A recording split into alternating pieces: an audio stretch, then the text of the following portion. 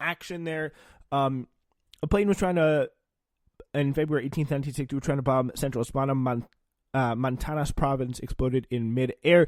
The pilot was identified as Robert Ellis Frost, an American who carried a U.S. military identification card. So that was really kind of the first major casualty, and really gave Cubans more to suspect that things were, the U.S. was behind an real and legitimate effort to overthrow them, which was a big deal.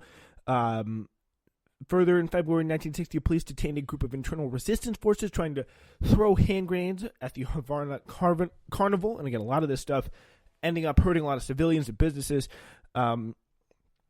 So it is really, they're coming and crippling the infrastructure here. A bimotor B-25 plane takes part in burning of cane fields in Las Villas. Simultaneous incursions by planes occur in Las Villas and Montana's provinces. Counter-revolutionary groups burned more cane, just really bad stuff there. In March of 1960, the CIA began to train 300 guerrillas, initially in the United States in the Canal Zone, following an agreement with President Digoras in June. Training shifted to Guatemala. That was really kind of the big staging area, and because, kind of hilariously enough, they had already overthrown the democratically elected leftist leader who pledged a lot of redistributive policies earlier, so they used it as a staging ground to attempt to do the same thing to Cuba. And pretty much the CIA began to work to install a powerful radio station on Greater Swan Island, 97 miles off the coast of Honduras, trying to get as much information as they could on Cuba there. So Rafael Rivas Vasquez sent a kind of informant there for the CIA and the MRR, sent a confidential memo to Artime on propaganda psychological warfare of the kind of Democratic Revolutionary Front in Cuba, saying that he wants to make it look like the FRD, as they call it, is known inside of Cuba, winning over sections of the country, and break the red power through creating a mystique to oppose communism based on Christian principles and the domestic traditions of our people, trying to, again, reestablish back the way it was and back the way when Christians had control over things. And the normal order was established, and kind of bringing that back to the way it was before. These are the people who are in power for much of the imperial era and are now working with people with the United States to fight this Cold War here on, and this sometimes active war with a lot of violence involved on the Cuban people.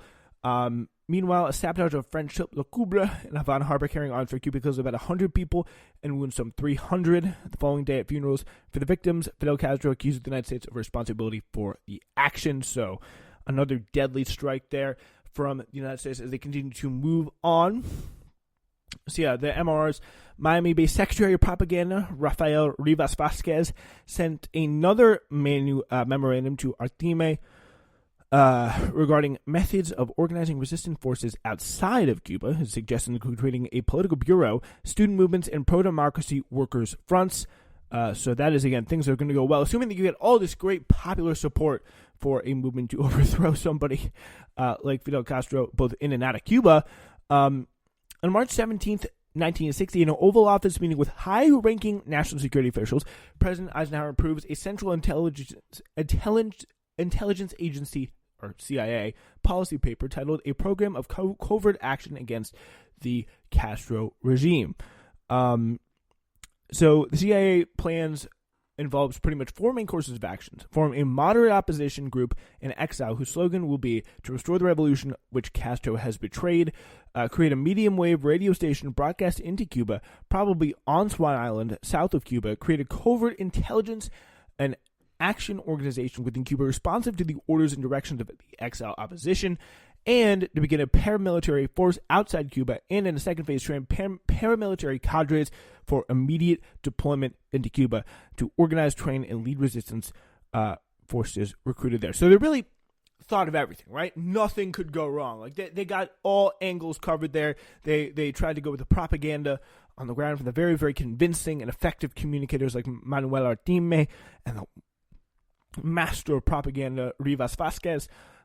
So during the meeting, Eisenhower states that he knows of no better plan for dealing with the situation, but is concerned about the leakage and breach of security. He argues that everyone must be prepared to deny its existence, and only 2 or 3 people should have contact with the groups involved, agitating Cubans to do most of what must be done. The president told Dulles that he thinks he should go ahead with a plan in the operations, but our hand should not show in anything that is done. So pretty much wanting to have his cake and eat it too, something that, whatever the situation, even if you are the most powerful country in the world at the height, or nearing the height, I think, of their peak evil and really hitting their good stretch of just absolutely chaotic and horrific behaviors all across the globe here, right from the Eisenhower presidency to, like, I don't know, Clinton or so, was the zone of the United States empire. They were untouchable, and right now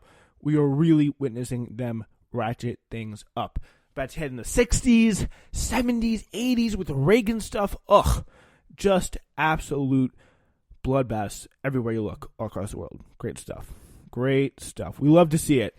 So meanwhile, the internal resistance forces destroy 400,000 arrobas of cane in the Canuga Central in Camagüey province. Following a tour of Latin America by our teammate who drew up support for our MRR, Rafael Rivas Vasquez writes him a letter on the status of the movement. The problem is to get going. Can believe that? He knows the Americans have yet to be fully supportive beyond saying okay to everything. If we show signs of life in Cuba, they will definitely give us help. That is what Rivas Vasquez says. They need to actually get some popular Cuban support. So Fidel Castro, meanwhile, is speaking to gathering a militia in Ciudad Libertad. We are also organizing ourselves, he says, in this first place, so that they do not carry out aggression against us. In the second place, if they do, they will have to pay very dearly for their imprudence and audacity in finding themselves on the soil of our country. So really are taking it very, very seriously. And Castro talking tough, saying if there is invasion, the war they can be sure will be to the death. Kind of tough talk there for the Americans that have just come off a world-beating, frankly, performance in World War II. David Atlee Phillips, a CIA contract employee until recently maintained a public relations company in Havana, is selected by the CIA as chief of propaganda for this Cuba project. At Operation Headquarters in Washington, Phillips is told the Cuba project will be done by, or pretty much go by, the Guatemala scenario. Remember, Phillips had performed the same function in PB Success, which is, again, remember, I didn't tell you about PB Success before, but I'm, of course, referring to the 1954 operation against Guatemalan President Jacobo Arbenz. During a coup by the CIA-directed exile force, Phillips had operated a clandestine station supporting them. CIA operative E. Howard Hunt, you may recognize his name from other classic American scandals like Watergate. He's also a veteran of the Guatemala operation, former CIA operative before he fell in with the boys at the Nixon White House. And he's assigned here is the position of, again, coming back for round 2 here in the Bay of Pigs, is assigned the position of chief of political action for his project. The primary responsibility there is to form a government in exile to replace Castro's following the invasion. So they're setting up their government. They want to take quick control here, and most importantly, really get Castro out. One of the most apparent things was from the start that the CIA and all the people who were involved in kind of planning this coup, they thought that they would not be able to have this level of support. They would not be able to succeed without the backing of the Cuban people. And the way they thought they'd be able to do that is create this shortwave radio station that they set up off this island. And Howard Hunt especially is kind of one of the leaders of this whole thing from the CIA perspective, was very, very keen on doing that. So they finally set up their Swan radio station in the kind of May of 1960, in the spring of 1960. And the Cuban government kind of comes back with their own. Over Radio Mambi, a Cuban government radio station, Castro government officials charged the counter-revolutionary radio station supported by U.S. dollars is now broadcasting on Swan Island. So, so they're pretty much going back to where they're back and forth. They're saying that you MRR, which is, of course, the Cuban exile group that is going to end up invading, is like, oh, you destroyed the revolution, which, of course, is what the CIA really wants them to say, because I don't care about the revolution. Like, they never really agreed with the revolution from the start. Like, I don't even know why, if you were looking for a Christian state in Cuba, why someone like Artime would ever want to support somebody like Fidel Castro. So it really does kind of show you the changes that took place over time. In early July of 1960, exile forces were being trained on Ucepa Island and are transferred to bases in Guatemala. They're taken to Finca Helvetica, which is owned by the Alejos brothers, who are two diplomats. There, Mr. Carl, who's the code name for the CIA officer in charge of the training, meets the group of exiles. 3 Americans by the code names of Bill, Bob, and Nick are in charge of training these exile members in radio communications.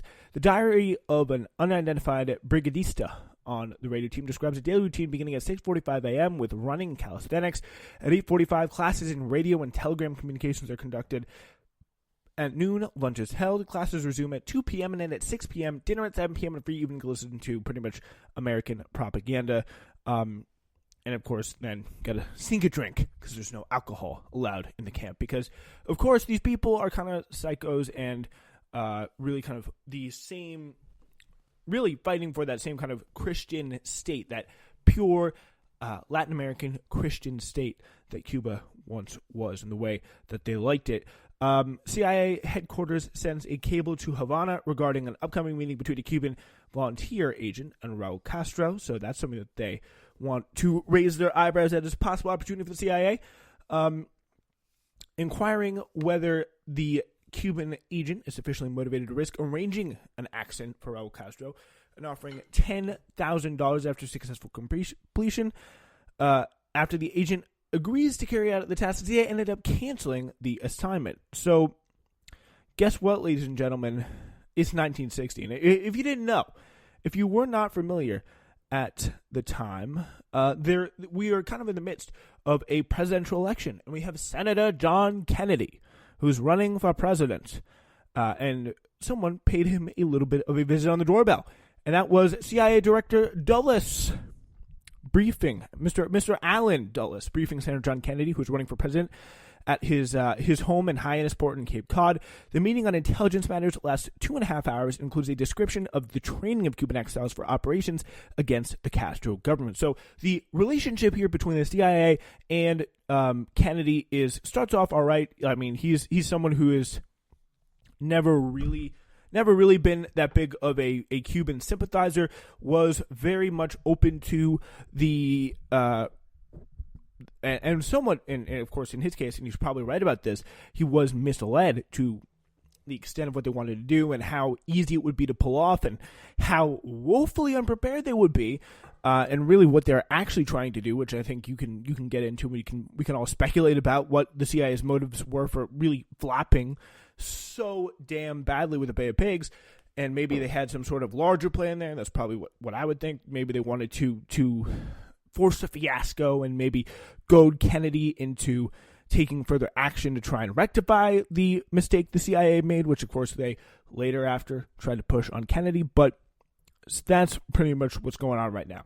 July 23rd, 1960, Senator John F. Kennedy, future President John F. Kennedy, is informed of this move. So Richard Bissell, on August 1960, met with Colonel Sheffield Edwards, director. Put some respect on that man's name. He's the CIA's director of the CIA's Office of Security, and discusses with him ways to eliminate or assassinate Fidel Castro here in August 1960. This is really where they want to get going. The proposal the job should be done by assassins handpicked by the American underworld, specifically crime syndicates who have been driven out of their out of Havana. So his main idea is Richard Bissell. His main idea is talking to two U.S. military generals. They're looking for the right man to try and take out Fidel Castro, and they go, how about the mafia? And they look for really the Genovese crime family. I think that's how you say the name there. I think, yeah. So Bissell gives the go-ahead there. And between August 1916